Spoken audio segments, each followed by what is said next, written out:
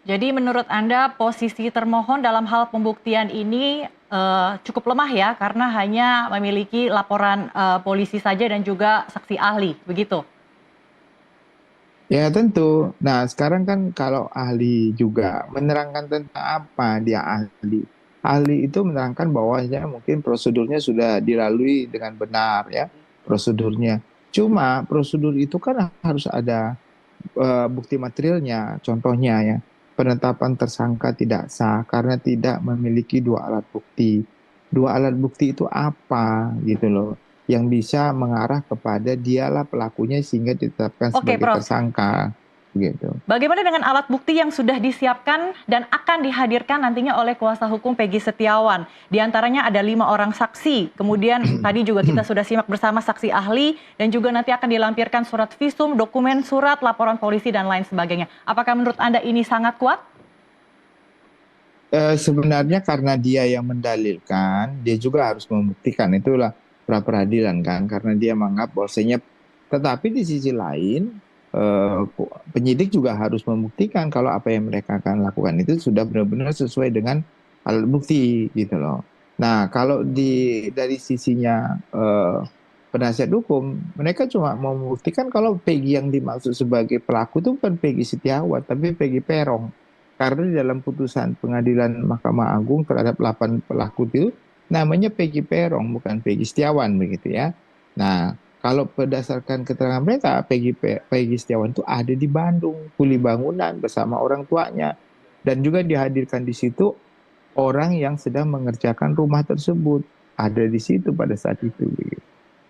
Nah, jadi dengan demikian cukup kuat alibi yang menyatakan pada saat terjadinya perbuatan pidana, orang itu tidak ada di situ, tidak berada di situ. Bagaimana orang melakukan suatu perbuatan pidana kalau secara physically tubuhnya di situ, tetapi perbuatan pidananya ada.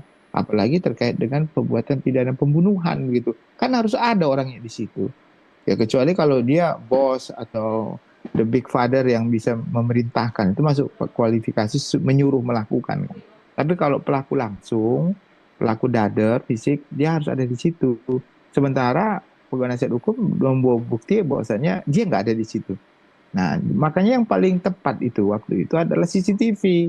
Kenapa CCTV itu ada tapi nggak dibuka? Atau menurut penasihat hukumnya itu sengaja dihilangkan untuk mengaburkan Peggy Perong yang sebenarnya, yang sekarang lagi beredar, begitu informasinya yang sampaikan.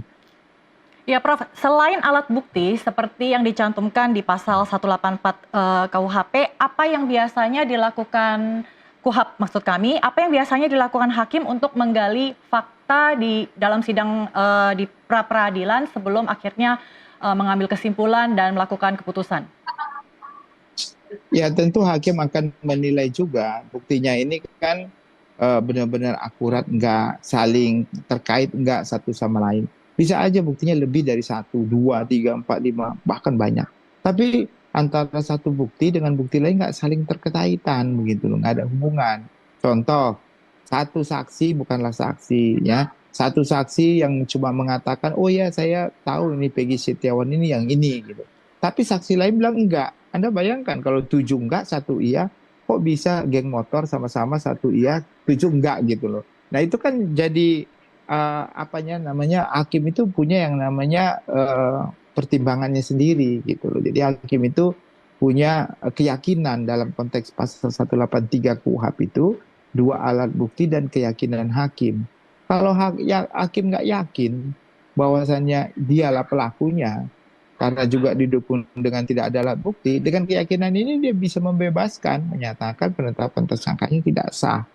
Sebaliknya demikian juga kalau penyidik nggak punya alat bukti yang kuat, tapi hakim yakin Peggy Setiawan ini adalah Peggy Perong, bisa juga diputuskan bahwasannya ditolak permohonannya.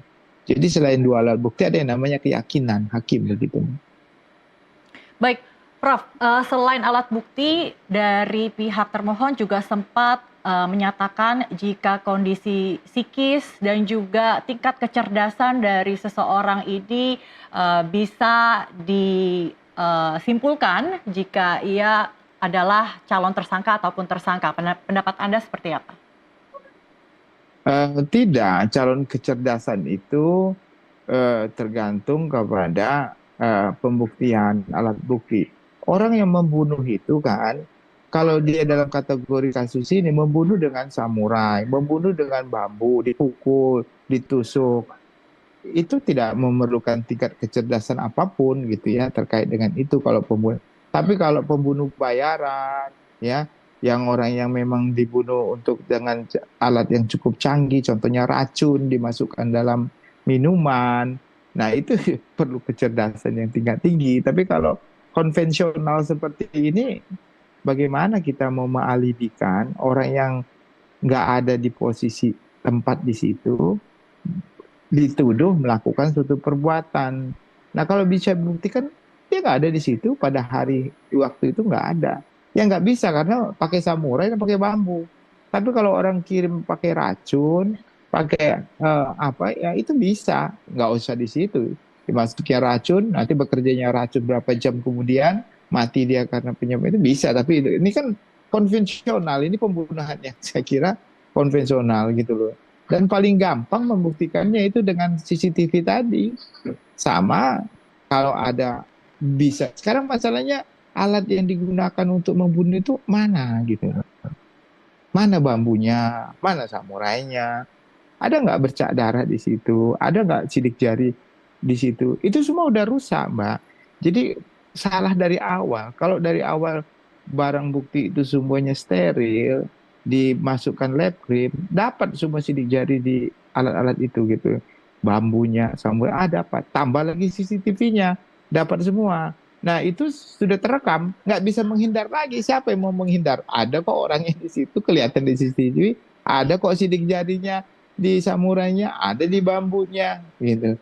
Jadi dari awal udah salah. Jadi kalau sudah salah dari awal, terus diada-adakan berikutnya, contohnya kayak tadi ada sidik jari geometri, ini jadi lucu-lucuan jadinya gitu, menurut kita nggak pas gitu, Bang. Baik, Prof. Memang ini masih terlalu awal untuk mempertanyakan hal ini. Tapi bagaimana prediksi Anda terhadap pandangan Hakim Eman Sulaiman yang tadi melihat dan mendengarkan juga keterangan dari saksi ahli dan juga pertanyaan-pertanyaan yang dilontarkan dari kedua pihak? Ya, khusus saksi ahli ini sebenarnya sifatnya nggak mengikat ya. Jadi hakim ini bisa menerima, bisa juga nggak menerima keterangannya ya. Jadi bisa dipakai, bisa juga karena hakim punya pendirian sendiri. Tapi kalau terkait dengan saksi alat bukti itu wajib dipertimbangkan ya.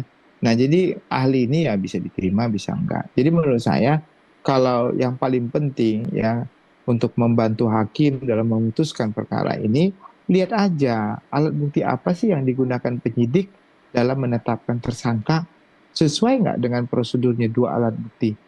Nah, nanti alat bukti itu dilihat kalau laporan polisi nggak punya kualitas.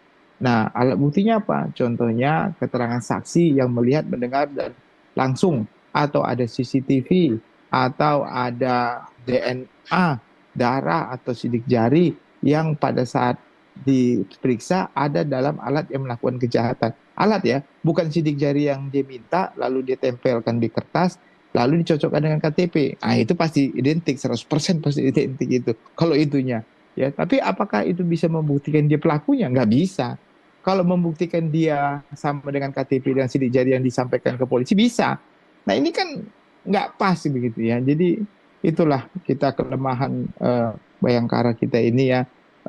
Mungkin karena keterbatasan dana atau ke SDM ya, sebagai polisi untuk bisa benar-benar sebagai penyidik yang profesional itu untuk menggunakan scientific crime investigation itu belum bisa dipenuhi begitu, Mbak.